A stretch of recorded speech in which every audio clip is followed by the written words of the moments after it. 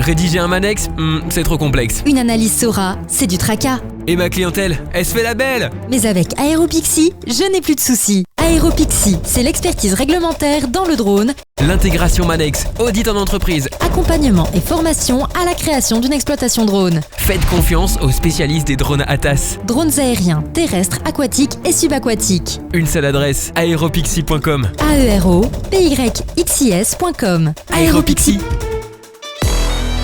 Vous êtes télépilote, exploitant de drones, constructeur ou encore société de services dans l'une des filières drones? Vous aussi, passez à l'antenne dans le cadre de nos interviews.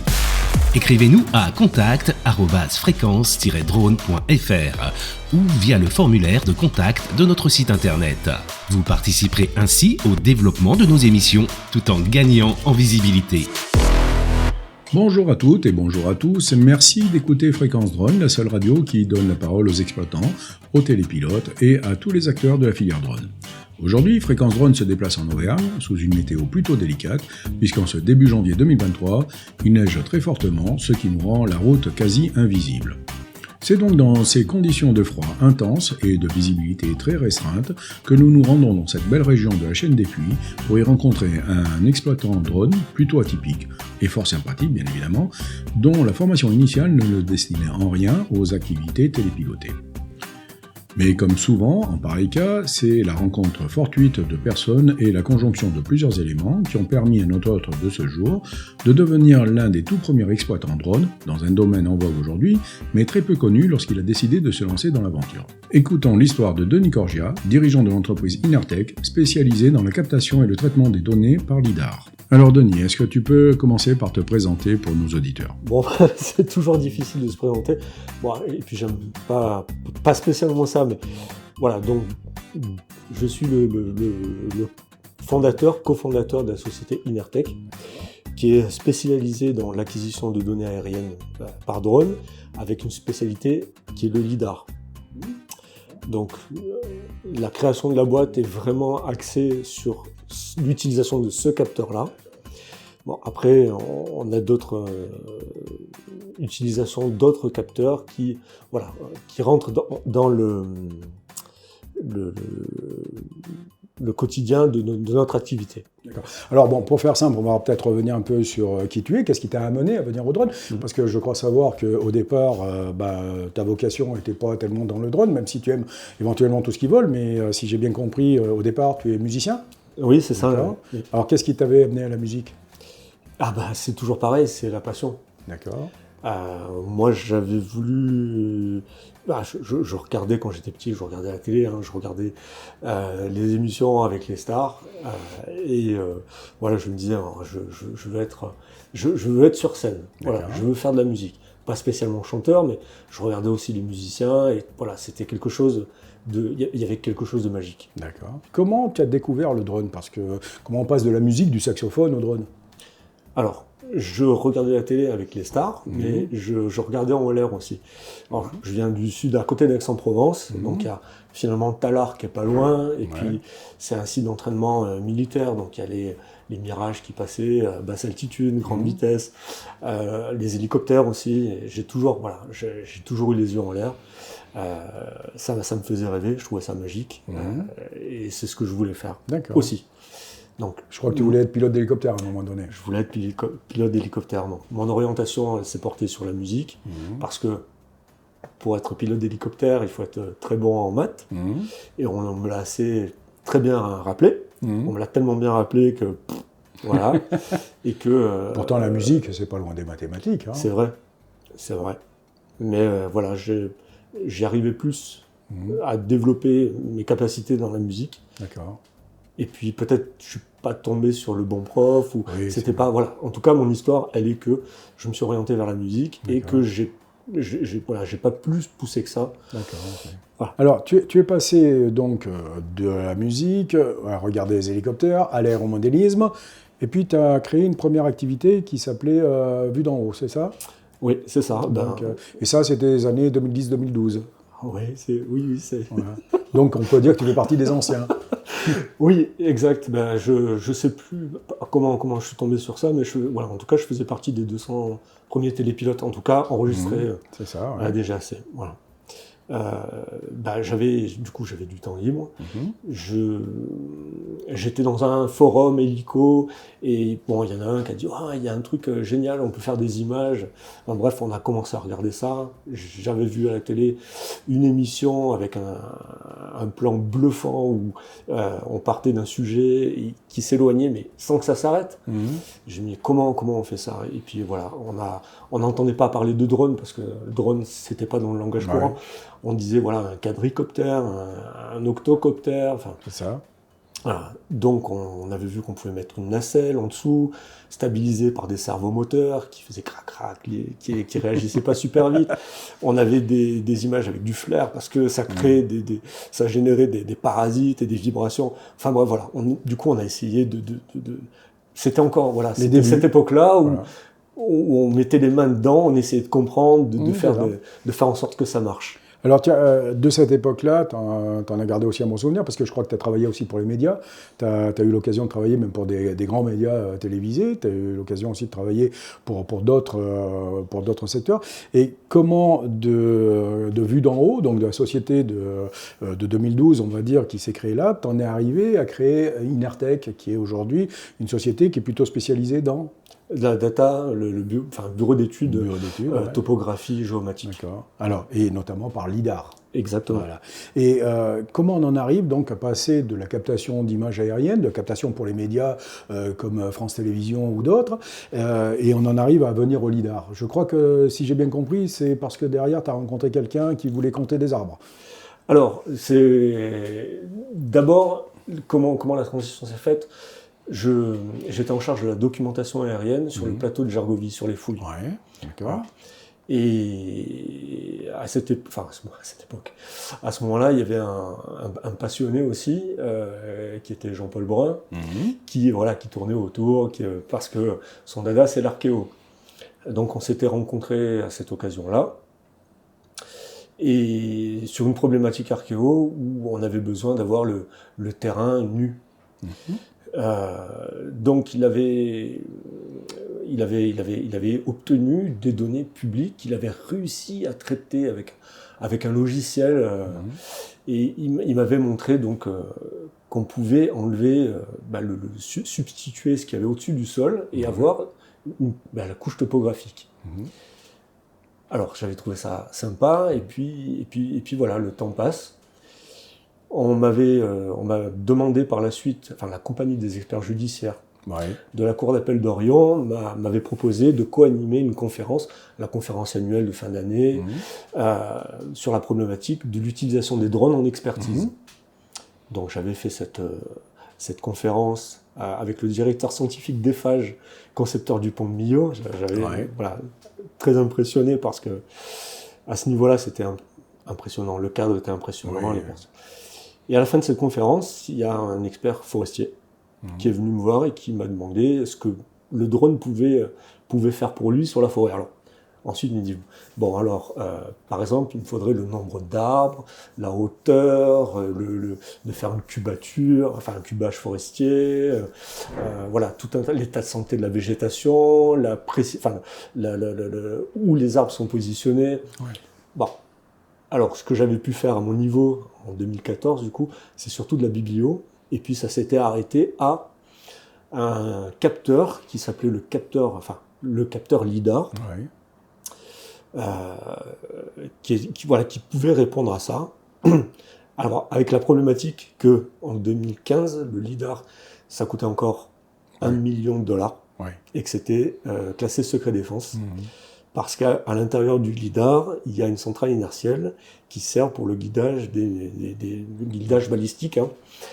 Donc, pour certains missiles, on va dire. Voilà. Pour certains missiles. On n'en dira pas plus. Ça s'était arrêté là. Tout à fait. Et puis, avec Jean-Paul Brun, sur cette problématique où il m'avait montré donc, comment on pouvait voir le sol nu, je lui ai demandé... si tu peux voir le sol nu, tu peux remettre la végétation. Donc, comme par magie, hop, on revoit les arbres, on enlève les arbres. Et je me dis, tiens, si on voit la hauteur des arbres, le sommet des arbres, est-ce que par soustraction, tu peux avoir la hauteur? Il me dit, je sais pas, mais je vais gratter. il l'a gratté et il m'a montré le résultat. Et j'avais trouvé ça, tout simplement. Et avec ça, je suis allé taper à la porte des forestiers. Oui. Et je leur ai montré, alors dans des salons, la démarche classique, commerciale, ouais. on va voir, en tout cas, on a ça, est-ce que ça pourrait intéresser le secteur? Et on nous avait dit à ce moment-là, les gars, si vous savez faire ça, vous êtes les rois du monde. Pourquoi pas, ouais. Ouais. Alors, on a continué de travailler dessus. On a dit bon, on va proposer, on va faire des démonstrations. Et puis on est rentré en contact avec un grand groupe forestier, Ouais. le plus grand importateur de bois précieux, D'accord. qui a ses bureaux sur les Champs-Élysées. Ah oui, donc il doit être grand, oui. Donc on s'est retrouvé avec Jean-Paul dans ce bureau à Paris. On a fait une présentation. Et à l'issue de ça, on a dit, super, banco, on a un arbre qui s'appelle l'oukoumé, qui est en Afrique, qui est donc un arbre précieux. Il n'y en a pas beaucoup, mais du coup, ce qu'il faudrait qu'on fasse, c'est de la cueillette et aller repérer cet arbre-là et le tracer pour impacter le moins possible sur l'environnement, la faune, ouais. Voilà. Donc on a dit, banco, on va créer Inertec, parce que du coup il y a du sens, et en plus il y a une utilisation directe derrière. Donc j'ai monté Inertec, on a pris les locaux, on a fait la journée de présentation, enfin officielle de l'activité. Le grand groupe en question était alors visio, parce qu'ils n'ont pas pu descendre à Clermont, mais voilà, ils ont pu dire et confirmer qu'on devait partir prochainement en Afrique. D'accord. Voilà. Ça, c'était en 2017. Oui. Ce groupe-là a eu un problème d'impayé de TVA avec des pays africains. Voilà. Et du coup, la solution qu'ils ont trouvée, c'était de couper court au programme en cours. Voilà. Donc nous, on était sur la branche, si je puis dire. Et la branche a été coupée. Ouais. Et une fois que la branche a été coupée, on était un peu dans le caca. Comme malheureusement, souvent, les entreprises qui démarrent et qui se retrouvent avec une perte, il faut pouvoir l'assumer, donc c'est bien. Donc, entreprise qui débute, un projet, de la R&D, et plus rien au bout. Donc on a repris notre bâton de pèlerin, on est allé voir du coup les experts forestiers ici, donc on a fait des démonstrations, comme vous savez, les démonstrations c'est gratuit, on en fait pas mal. On a été aussi reçu par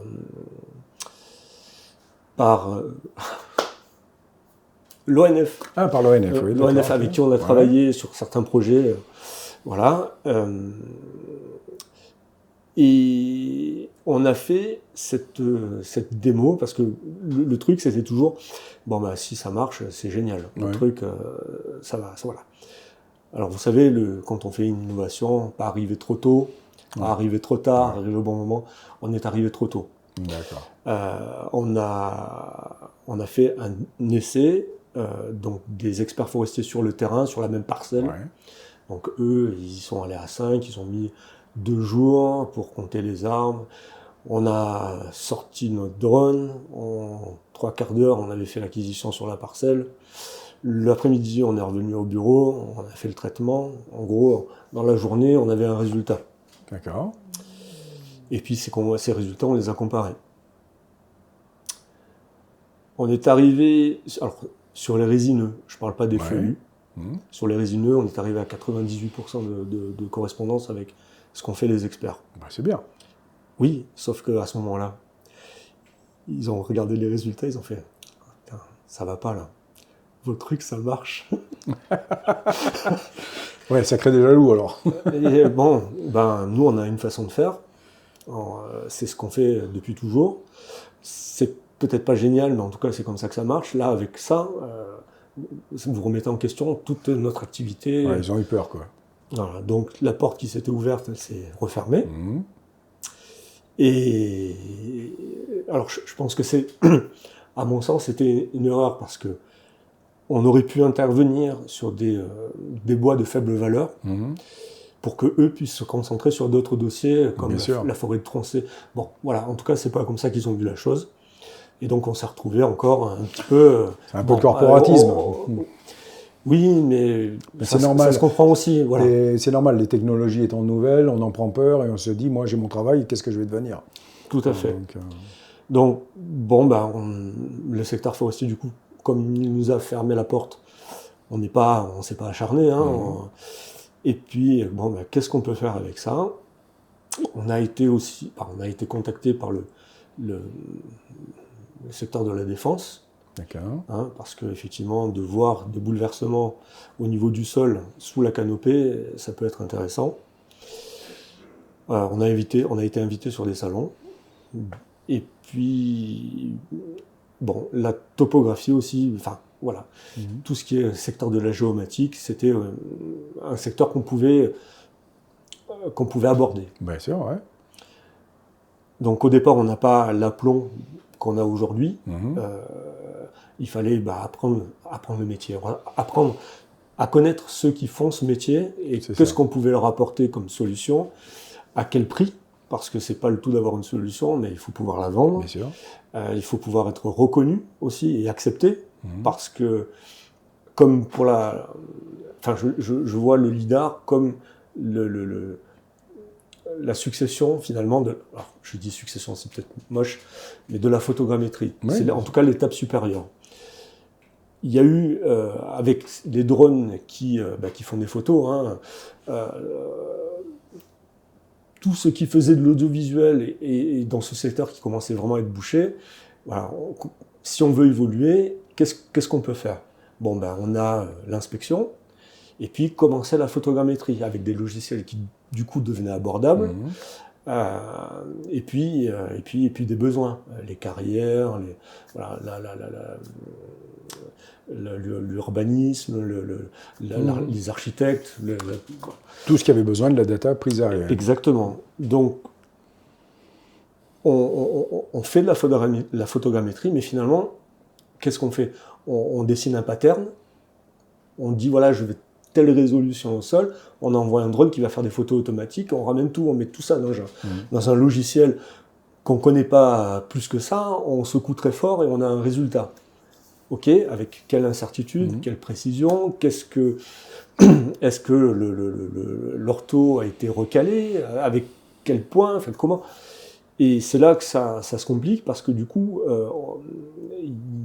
je ne vais pas dire qu'il y en a plein qui ont fait ça, mais on vend quelque chose de technique à des professionnels sans que ce soit vérifié. Et au final, le professionnel qui va voir ce livrable, il va dire ouais, c'est joli, mais c'est pas ça correspond pas à ce que c'est pas bon. Voilà, le résultat, il est pas bon, c'est pas ça que j'attends. Et donc on dit la photogrammétrie, ça marche pas.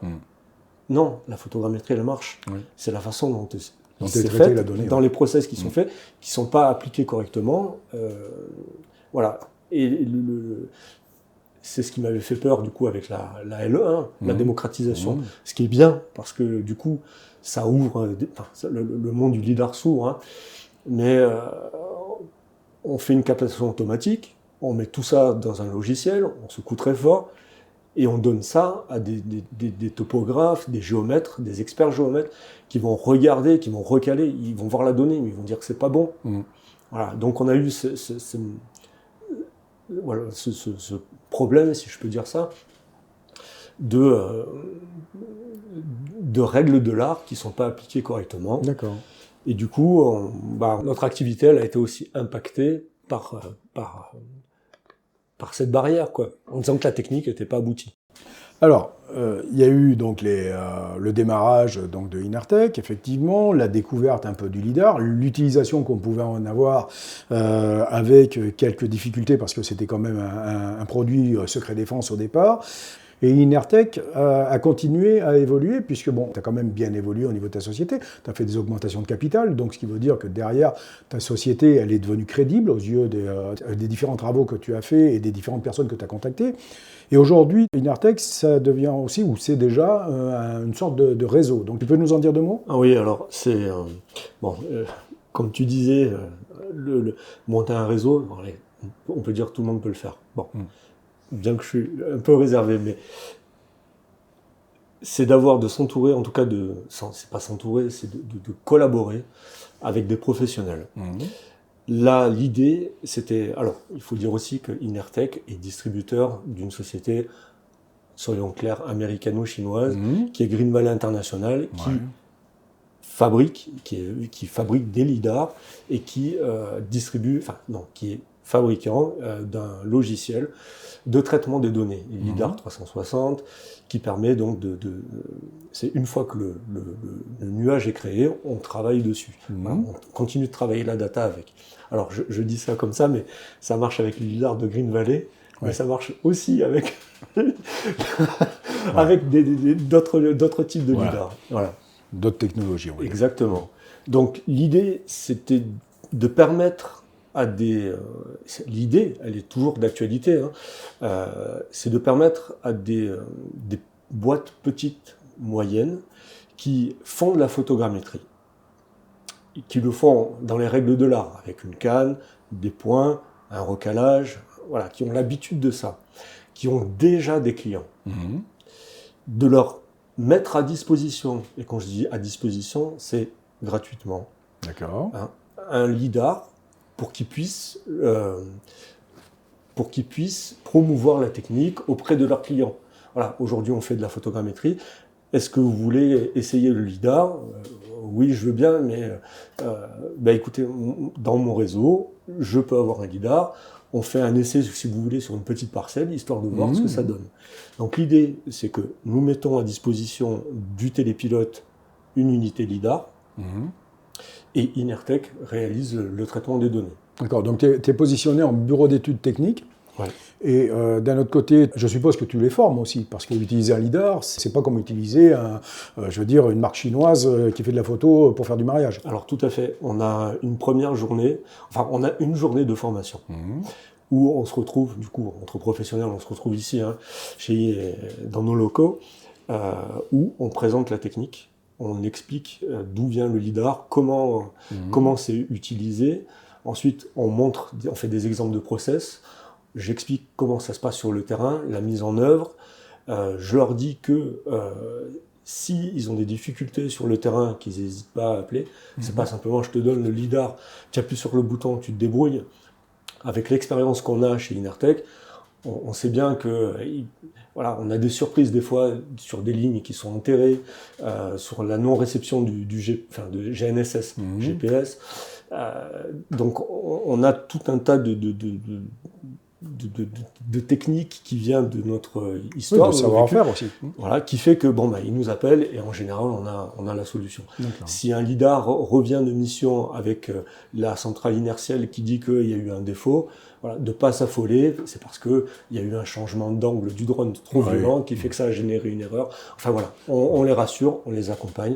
Oui, il y a cette journée de formation parce que c'est quand même, on leur met à disposition gratuitement, mais c'est quand même du matériel qui a un coût. Voilà, c'est ça, il vaut mieux éviter qu'il l'abîme. Ouais. D'ailleurs, ça se passe comment au niveau des assurances ?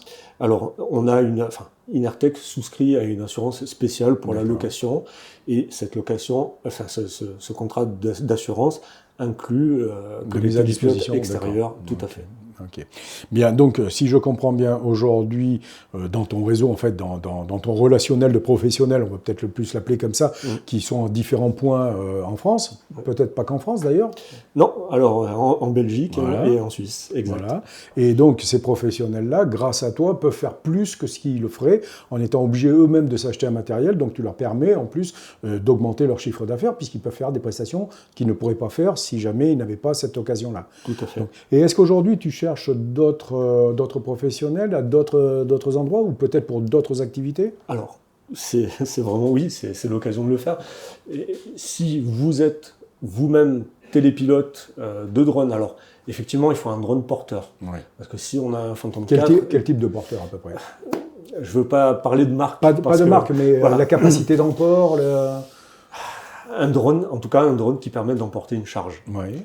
De quelle masse à peu près donc, il faut, en tout cas, Disons qu'avec une masse d'1 kilo, on peut, si on a une charge utile d'1 voilà, kilo... Si on peut prendre, voilà, tout à fait, ça rentre dans le... Voilà. Ça, le lidar fait, allez, 1,2 kg. Ouais, c'est pour ça que je disais 1 kilo. Oui, donc, mais oui, voilà. Si ouais. votre drone a une capacité d'emport de charge 1 kg, un tout petit peu plus, c'est jouable. Voilà. C'est jouable. Donc on peut te présenter, dire voilà, je suis intéressé par travailler en collaboration avec Inertech, j'ai besoin effectivement de faire des captations lidar, je viens faire une formation. La formation d'ailleurs elle est payante ou elle est offerte aussi? Bien sûr. D'accord. Donc la personne vient ici, vient se former donc ici sur cette belle région de la chaîne des Puys, hein, donc, et où on y mange bien d'ailleurs. À midi on a très bien mangé, je te remercie. Et donc à partir de là, il fait sa formation, il repart avec un lidar. Non. D'accord. Il ne repart pas avec un lidar. On ne peut pas mettre à disposition non plus. Ouais. Aujourd'hui, dans le réseau, il y a 24 télépilotes. D'accord. Voilà. Aujourd'hui, on a des unités lidar chez Inertech. Et s'il y a un besoin, aujourd'hui, avec le réseau de transporteurs, en 24 heures... On envoie le lidar. Voilà, tout à fait. D'accord. Et la personne te le renvoie après. Oui, parce qu'au moins le lidar a la data. Donc D'accord. on peut la vérifier à distance, mais il nous renvoie le lidar et on traite la donnée. D'accord. Alors on a des fiches missions à remplir parce que chaque mission a sa spécificité et puis surtout c'est quel est le besoin du client, qu'est-ce que veut le client, parce que nous on n'est pas sur le terrain, on n'a pas vu le terrain, mais on a besoin de savoir, on a besoin de points de contrôle, on a besoin... Voilà, tout un tas. Alors j'ai quand même une question parce que là du coup je suis un peu inquiet parce que la personne te renvoie le lidar avec la donnée. Mais si jamais le transporteur a un problème ou si le lidar disparaît, la donnée est perdue. Outre le lidar qui coûte cher, que ça va te pénaliser. Oui, ça dépend. Alors, on a eu dans notre activité plusieurs types de lidar. Ouais. Alors effectivement, avant, on pouvait récupérer la donnée et l'envoyer par Internet. Ouais. Mais aujourd'hui, on a des lidars qui sont tellement puissants, avec 3 échos, 240 000 mesures par écho par seconde, voilà. Couplés avec les photos, parce qu'aujourd'hui, le lidar permet en même temps de faire de la photogrammétrie. D'accord, ok. Voilà. Alors, ce qui complique la chose, parce que le lidar a sa spécificité. Vous savez qu'on peut l'utiliser de jour comme de nuit, alors que si on n'a pas de lumière, la photo c'est raté. Donc du coup, ça rajoute beaucoup de contraintes, mais on peut faire converger. Alors c'est 2 capteurs différents, mais on peut faire converger la photogrammétrie et le lidar. Ouais, mais ça, c'est l'informatique qui s'en occupe. Oui. Et un peu le garçon qui est derrière. Et un peu de savoir-faire aussi. Voilà, c'est ça, un peu le garçon qui travaille derrière. Tout ça pour dire aussi qu'effectivement, la donnée chez Inertech, tout est, c'est de l'artisanat. Hein, on prend la donnée, on la travaille, c'est de la matière. S'il y a un souci, on peut revenir en arrière, on peut le faire différemment. Un client peut nous demander, je veux une maille de 20 cm, et au final, il arrive et je peux pas l'ouvrir parce que c'est trop gros. Bon, on le refait à 50 cm, à 1 mètre. D'accord. Le client est roi. En tout cas, si le client a une demande, on est là, quelque part, on est là pour répondre à sa demande. Oui, et en tout cas, on fera au mieux pour répondre à sa demande et même lui apporter plus que ce qu'il a demandé pour lui montrer aussi que, ok, il a ça, mais on peut proposer aussi ça ou on peut faire autre chose avec. D'accord. Alors moi, demain, j'ai envie de devenir membre du réseau Inertech. J'ai un drone avec une capacité d'emport d'1 kg, 1,5 kg. Donc, je suis jeune télépilote. Je viens juste de terminer ma formation. Est-ce que je suis éligible ou pas? Alors déjà, tu ne rentres pas dans le réseau Inertech. D'accord. Tu rentres dans le RCTL. D'accord. Le RCTL, c'est le réseau collaboratif des télépilotes lidar. D'accord. Il y a quelque temps, j'aurais dit oui. Alors, ma question elle est insidieuse, tu le comprends bien. Donc, je m'adresse, ou je souhaite m'adresser à des télépilotes confirmés. D'accord. Des télépilotes confirmés, mais aussi dans le domaine de la photogrammétrie. 2 choses différentes, là, par contre. Alors, des télépilotes qui ont la compétence, qui font de la photogrammétrie et qui savent la faire correctement. Alors, on va parler de professionnels métiers. Oui. Je m'assure, quand ils viennent en formation, ils le font eux-mêmes, que quand ils mettent le drone en l'air, ils n'aient pas les mains qui tremblent. D'accord. Disons que quelqu'un qui est... On ne va pas parler en nombre d'années de télépilotage, parce qu'on sait très bien qu'on peut avoir 2 ans de télépilotage et 3 heures de vol. Donc, ça, c'est vrai.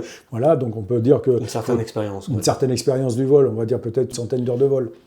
Oui, en gros, aller comme ça, mais oui. Quelqu'un, en tout cas, qui connaît sa machine, qui connaît ses limites, qui a déjà eu peut-être voilà, une expérience de terrain, quoi. C'est ça. Ouais. Voilà, quelqu'un qui... Une petite expérience, tout simplement, Oui. et qui est capable de démontrer que son expérience, elle est digne de confiance pour pouvoir utiliser Tout à un fait. appareil qui vaut quand même un certain prix et qu'on ne va pas le cracher non plus. Parce que Exactement. On parlait de rentrer dans le réseau, tout ça. Comment dire, dans ce réseau-là, il n'y a pas de droit d'entrée. Voilà. Ça, je tiens à le préciser. Quand je dis collaboratif, et ce que j'aime dedans, c'est parce que je suis télépilote. Je veux pas de lien de subordination ou de... voilà. En fait, c'est pas un réseau. On l'appelle réseau disons, par facilité de langage, si je puis m'exprimer ainsi, mais ce sont des professionnels qui ont déjà une activité professionnelle, qui ne vont pas être dédiés au réseau RCTL. Donc en fait, ils sont là dans la collaboration, puisque tu dis bien Tout que c'est un réseau collaboratif. Donc, et à partir de là, ils viennent parce que déjà, ils ont déjà une activité, ils veulent rajouter une corde à leur arc, si je puis m'exprimer ainsi. Et proposer à leurs clients aussi la compétence supplémentaire. Oui, voilà. tout à fait. Alors que dans un réseau, on est plutôt dédié, on est plutôt sous la tutelle de quelqu'un, on a un contrat. Là, c'est pas le cas. Donc, non, là, c'est pas le cas. C'est ce que, aujourd'hui, en tout cas, je le dis... La personne, elle peut rentrer, elle est acceptée parce qu'elle a fait ses preuves, mais elle peut en sortir aussi en disant non, j'arrête demain matin, j'ai plus envie, il n'y a pas de contrat ou de prime de sortie. Non, il y a une convention de partenariat. Ce qui est normal. Voilà, donc on rentre dans les conditions et si tu n'y trouves pas ton compte, si tu ne t'y reconnais plus, tu peux sortir, il n'y a pas de souci. Donc voilà, donc on n'est pas dans la logique des réseaux tels qu'on peut avoir, ni dans les chaînes de Ponzi ou autres, tels que ça peut se créer aujourd'hui. Voilà. Donc on est vraiment dans le concept de dire, vous êtes un professionnel, j'ai un outil supplémentaire que vous pouvez rajouter dans le panel de ce que vous proposez à vos clients. Faites-le si vous le voulez, si vous voulez pas, ou si vous voulez arrêter, vous arrêtez. Il n'y a pas ni de pénalité d'entrée, ni de pénalité de sortie. Tout à fait. Donc voilà. Non, mais après, très bien, on reprend la logique des réseaux. Hein. C'est vrai qu'on se dit, maintenant, il faut qu'on puisse mailler le territoire. Et pourquoi mailler le territoire ? Parce que depuis 2017, Inertech, avec Jean-Paul, je ne vais pas dire qu'on parcourt la France, mais un peu, si quand même, on a été un petit peu partout. Alors pas que les voyages forment la jeunesse, ça fait du bien, mais aujourd'hui, et plus que jamais aujourd'hui, le déplacement d'une équipe, ça a un coût. Oui, bien sûr.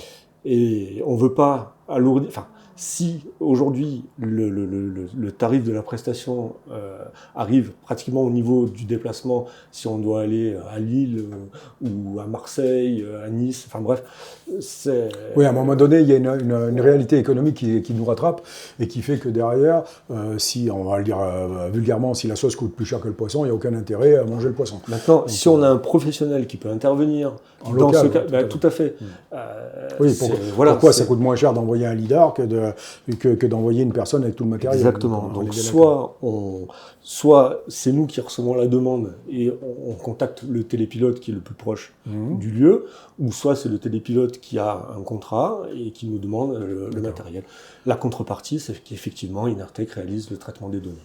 Est-ce qu'on peut te poser la question de combien ça coûte une captation par lidar éventuellement Alors je ne vais pas partir... en fait, on a une matrice. On a quelque chose qui est défini. Je veux dire, le prix, c'est pas en fonction de la boîte. C'est pas la tête du client, quoi. Ouais, c'est ça. Donc, il y a un tarif qui... Alors, un tarif pas conseillé, mais on a notre tarif de prestation pour le traitement de la data. D'accord. Oui, c'est autre chose, ça. Voilà. Le télépilote fait son prix de télépilote, il le fait comme il veut. D'accord, voilà, c'est ça. Voilà. Mais du coup, c'est notre tarif plus le sien qui fait le prix global de la prestation. Alors moi, je pourrais te dire... Hein, Non, je ne cherche pas à avoir un prix, mais le concept m'intéresse. Voilà. C'est-à-dire qu'en gros, tu laisses la liberté totale au télépilote de faire son prix, à lui de savoir s'il est capable de prendre la mission ou pas. On s'est dit, voilà. On a fixé un prix à peu près... On sait un prix psychologique pour tout le monde, parce que les prix des télépilotes, je sais pas, du côté de Strasbourg, c'est pas les mêmes, c'est bizarre. Tout à fait, mais il y a une disparité dans les prix ou une acceptabilité dans les prix. Et puis même, donc chacun est libre de... Il y a aussi, suivant où tu vis, ça te coûte plus cher de vivre à Paris que de vivre en plein milieu de l'Aveyron, comme moi, par exemple. On va pas s'immiscer dans... on va pas leur dire, voilà, il faut que tu proposes ton prix. Tout à fait. Non, on a notre prix pour le traitement des datas, qui inclut... Donc la location, il y a dans un devis, il y a location lidar avec le prix de la location. Okay. Mais du coup, dans le cas du RCTL... Si je résume bien pour bien comprendre et essayer d'expliquer à nos auditeurs, le télépilote qui a les compétences, qui a le savoir-faire, parce que c'est les deux, qui est déjà télépilote, qui vend déjà ses prestations, on ne change rien, on ne lui impose rien. À partir de là, on lui fournit un outil qui s'appelle un LIDAR, gracieusement, pour qu'il puisse faire ses données. Avec une formation. Voilà, avec une formation qui est aussi gratuite. Hein. Là-dessus, tu récupères ensuite les datas du LIDAR que toi, tu vas transformer ici au sein de ta société, puisque ça, c'est ton cœur de métier, c'est le traitement de la donnée. Ouais. Voilà. C'était en ça que je demandais, donc, parce que savoir si tu imposais une tarification ou si tu avais, bon, tu as ta tarification normale de prestation, mais n'importe qui t'enverrait des données qu'il n'a pas captées avec ton matériel, ce serait pareil, tu les traiterais au même tarif. Tout à fait. Et quant au télépilote, qu'il le fasse avec le LIDAR ou qu'il le fasse sans le LIDAR, pour lui, ce serait pareil, il aurait son prix. Donc, voilà, c'était exactement... Donc ça, c'était pour résumer un peu tout ceci, parce que c'est important que nos auditeurs le sachent, que si jamais il y en a parmi eux qui veulent venir, qui ont les compétences requises, le savoir-faire requis, et qui veulent venir éventuellement te proposer leurs services, qu'ils sachent qu'ils ont la liberté de continuer avec leur prix, à eux de les vendre correctement. Tout à fait. Voilà. Donc c'était ça ma question. D'accord. L'avenir de Inertech, parce qu'on a parlé de comment tu en es arrivé à créer Inertech, on a parlé maintenant de ce que tu es capable de faire dans Inertech, et ça je pense que nos auditeurs, ça va les intéresser. Maintenant parlons de l'avenir. Qu'est-ce que tu as prévu pour l'avenir? Qu'est-ce que va devenir Inertech si on se projette à 5 ou 10 ans? Bon, alors, déjà, on a déjà une idée des besoins à venir en interne, sur le plan du personnel. Il faudra qu'on... C'est une société qui recrute, hein, Inertech? Alors, on a recruté il n'y a pas longtemps. D'accord. Titouan qui nous a rejoint. Ouais. Du coup, en interne, on est 3. D'accord. Dont Jean-Paul qui finira par prendre sa retraite. Il est un peu comme moi, Jean-Paul. Sa vraie retraite. Voilà, mais... Alors évidemment, quand je dis fondateur, cofondateur, ça ne veut rien dire. Non, vous étiez ensemble au départ. C'est déjà une histoire de 2 personnes. Parle-nous un peu de ton cofondateur. Comment s'est faite la rencontre? Eh ben, comme je t'ai dit, c'était sur le plan d'une archéologique. Ouais, d'accord. Voilà. Parce que lui, c'est son métier, c'est ça? Non, pas du tout. Alors, Jean-Paul, il était directeur d'une unité de recherche de l'INRA. Oui. Il avait 200 personnes qui travaillaient pour lui. Oui, c'est un monsieur qui sait de quoi il parle. Voilà, c'est ça. Mais c'est quelqu'un, c'est dur de parler de... c'est quelqu'un que je respecte, que j'admire, qui trouve des solutions astucieuses, qui a une capacité de synthèse, analytique formidable. Tous les process, finalement, Inertech, sur le traitement des données, c'est lui.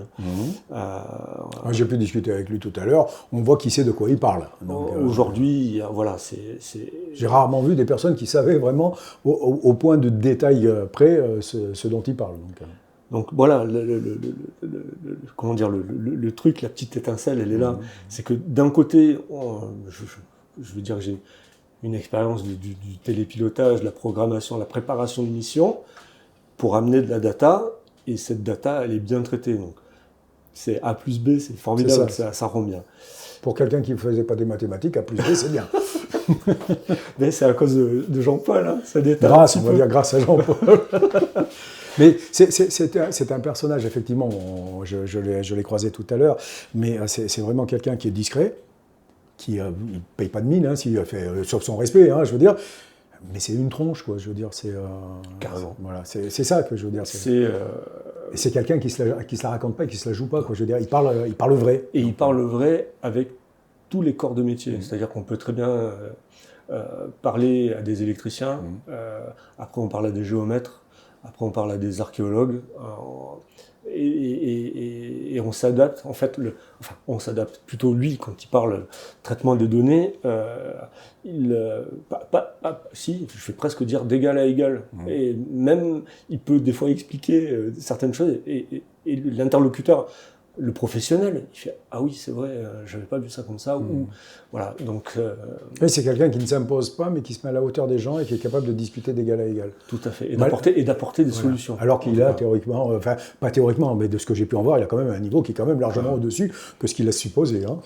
Donc, aujourd'hui, c'est ce savoir-faire-là qu'on transfère, enfin qu'on transmet, qu'il transmet à Titouan. Ouais, d'accord. Donc dans la suite logique, il va prendre sa vraie retraite. Ouais.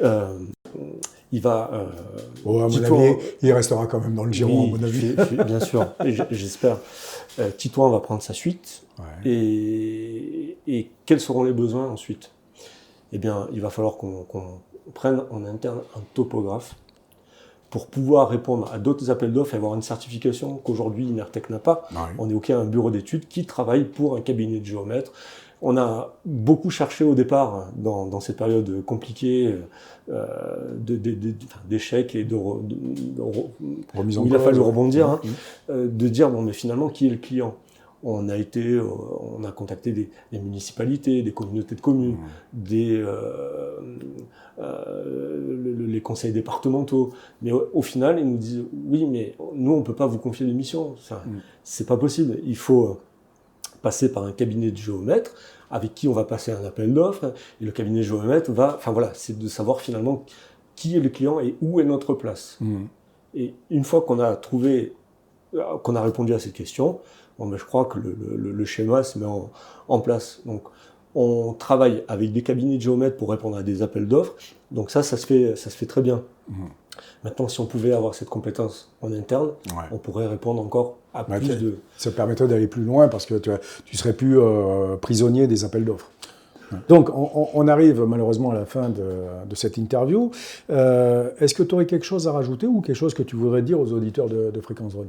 On est accessible, on est disponible, on prend le temps de discuter, on aime l'échange. De toute façon, si on fait aussi de la formation, c'est que on aime le contact. Donc, il faut pas hésiter à prendre contact. Voilà. Et ben, c'est exactement ça. Eh ben, ai-je bien fait mon travail? C'est parfait. Eh bien, écoute, Denis, je te remercie. J'ai passé un agréable moment en ta compagnie. Je me suis régalé, même si la météo, pour moi, a été un peu difficile pour arriver jusqu'à toi. Ici, il y a encore un peu de ciel bleu, mais la route a été très difficile pour arriver jusqu'à toi. Mais ça a été un moment agréable que je ne regrette absolument pas. Donc, écoute, c'est moi qui suis ravi de ta venue et puis voilà, d'avoir pu te présenter non seulement Inertec, donc derrière ce que tu connaissais déjà ou ce que tu en as lu, et puis de rencontrer les gens, les personnes qui sont Inertec. C'est ça. Et j'ai eu l'occasion de rencontrer deux personnes aussi qui sont de très bonne tenue, puisque j'ai cru comprendre qu'ils avaient été formés ici, c'est ça? Oui. Et qu'ils ont en plus conçu un super drone. Tu peux peut-être en dire deux mots vite fait de leur drone? Alors déjà, qui sont? Qui sont-ils? Oui, tout à fait. C'est Richard et Fred. Alors Richard et Fred, effectivement, ils sont venus se former chez Inertec. Et Richard est concepteur des drones soccer pour la France. C'est lui qui les fabrique et avec cette équipe-là, on formait l'équipe de France qui est partie en Corée pour la Coupe du Monde de drone soccer. En Corée, c'était l'été dernier. Ouais. Donc une super aventure. Super aventure, ouais. Voilà, des souvenirs inoubliables. On s'est confronté à la crème de la crème, hein, les Coréens. Ouais. Voilà, on s'est bien pris une bonne tôle aussi. mais ça permet d'avancer. Oui, c'était pas la même catégorie. Ouais. Eux, ils font ça, ils s'entraînent vraiment dans des structures avec du matériel de pointe. Et nous, on a fait ça dans un gymnase avec des drones bricolés. Mais est-ce que tu pourrais peut-être expliquer ce que c'est que le drone soccer pour nos auditeurs qui ne connaissent pas? Alors, il y en a qui vont... on vous dira que c'est du kidditch. Ouais, non, bon. C'est des drones qui sont donc dans une structure pour empêcher que les drones s'échappent, quelque part. On a on appelle ça des donuts. En tout cas, c'est des ronds qui sont placés à, je sais plus, 3 mètres de haut, et dans lequel, donc, pour marquer un but, le drone doit passer. Ouais. Donc, si le drone doit passer, il doit y avoir un défenseur. En fait, il y en a 2, et 3 attaquants, dont le striker qui doit marquer. Voilà. D'où le terme soccer, puisque c'est un peu tiré du football. Donc, après, ça s'arrête là. C'est tout le contraire de ce qu'on essaie de faire quand on est télépilote, c'est-à-dire de préserver sa machine et de faire attention, d'éviter les chocs. Là, on vous met un drone dans la main et on va dire, voilà, tu peux y aller, tu peux aller au contact, tu peux... Il faut foncer, il faut traverser le... Et là, si on y va doucement sur les chocs, à la fin, on y va vraiment pour de bon, quoi. Voilà, on s'éclate. il y a, en se confrontant justement à des équipes comme le Japon ou la Corée, on voit qu'il y a des techniques, par exemple, un truc qu'on a découvert là-bas, c'est une fois que votre drone est au sol, et ben tous les autres drones qui viennent le percuter pour éviter qu'il se relève, parce que finalement, si le striker, celui qui marque, est éliminé, la partie est terminée. Voilà. Tout à fait. Donc, c'est pas simplement, c'est de la stratégie. Bien sûr, c'est du pilotage aussi, Tout à fait. Et puis, c'est surtout une équipe, quoi. Parce qu'on n'est pas pas tout seul. Il y a une ambiance, il y a ambiance compétition, il y a ambiance ludique aussi, parce qu'il faut dire quand même que c'est du jeu. Et voilà. Donc, et ça, c'est une technique qui n'est pas vraiment connue en France aujourd'hui. Non, pas du tout. Voilà. Pas du tout. Mais justement, Richard travaille pour développer cette discipline. Oui, tout à fait. Tout à fait. Non, mais ça, c'est très bien. Alors, ça aurait été dommage quand même d'avoir rencontré ces deux personnages qui sont quand même fort sympathiques, qui sont venus en plus se former ici, qui sont des constructeurs en plus de machines formidables. Ils ont développé aussi un produit dans une sphère à moins de 250 grammes dont je ferai la promotion prochainement. Mais franchement, ça aurait été dommage de terminer cette interview sans parler de C'est chose faite et c'est très bien. Je suis très content. Eh bien, écoute, je te remercie. Il ne me reste plus qu'à rentrer à la maison maintenant et au plaisir de te revoir et de repasser par ici. Je crois qu'on va se revoir bientôt. Allez, merci à toi. Merci. Fréquence Drone, l'interview par Thierry Maure. Aéropixie, en 3 mots, c'est... Ah bah non, impossible, ils sont beaucoup trop forts. Aéropixie, c'est une équipe, un savoir-faire, une compétence reconnue dans l'analyse, l'expertise et la rédaction des documents relatifs à la réglementation drone. Une seule adresse, et c'est toujours la même, aéropixie.com. aeropyxis.com. Aéropixie.